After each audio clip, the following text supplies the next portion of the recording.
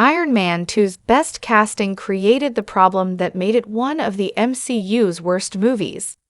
Iron Man 2's most interesting casting sabotaged the MCU movie, despite the promise it set up for the overall franchise. After seeing his wife Leslie Bibb act in Iron Man, Sam Rockwell wanted to become part of the franchise's vision. Though the actor initially lost out on the role of Tony Stark to Robert Downey Jr., he eventually got a role in the MCU timeline after talking to screenwriter Justin Theroux. Rockwell was cast as Justin Hammer, head of Hammer Industries and Tony's business rival.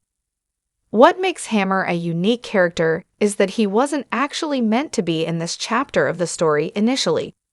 According to Sam Rockwell in an interview with GQ, when he expressed interest in playing a villain in Iron Man 2, Mickey Rourke's Whiplash was already being developed as the film's villain.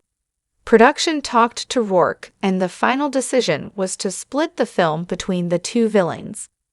Justin and Ivan Vanko have an interesting dynamic and are two compelling villains, but when put in the same film together, Iron Man 2's stellar cast arguably went to waste.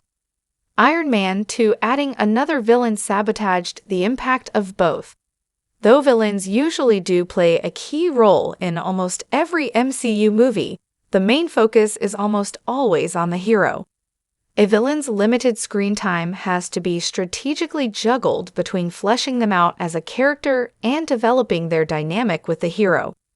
Iron Man 2 having two main villains meant that the time spent focused on each of them would be cut down drastically. It's not a bad idea for villains to share the spotlight, but trying to push both Rockwell's Justin and Rourke's Whiplash as main villains in their own right meant that both were severely underdeveloped. If Iron Man 2 had focused on either Whiplash or Justin separately, either character would have been able to make a bigger impact. Instead, the two villains having to split up their screen time meant that a lot of potential was wasted. Rockwell and Rourke both did excellent jobs with the story that they were given, but there just wasn't enough room in the film for both of them to shine.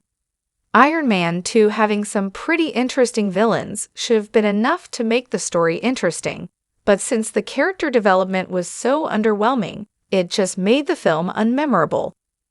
Justin Hammer deserved a way bigger role in the MCU. Justin's simultaneous admiration and jealousy of Tony's success is what makes the character so intriguing, and he deserved a much bigger role in the MCU than he got, especially with Rockwell performing admirably in the role. Hammer's parallels to Tony's own story made him a great nemesis for the hero, and worked well with the themes of the Iron Man trilogy. As such, the smartest thing that the trilogy could have done was put Whiplash and Justin in two different movies, so that neither character's potential would get wasted. Rockwell still could have been an Iron Man 2 villain, but giving him a smaller role and building him up for focus in Iron Man 3 seems like it would have avoided these problems. That way, the focus of Iron Man 2 could have stayed on Whiplash as originally intended, while also giving Justin some time to develop. Not every film in a franchise needs a completely new villain, and it would have actually been interesting to see Justin carry over across the two films. Such a change would have made Rockwell and Rourke's Iron Man 2 castings feel much more satisfying.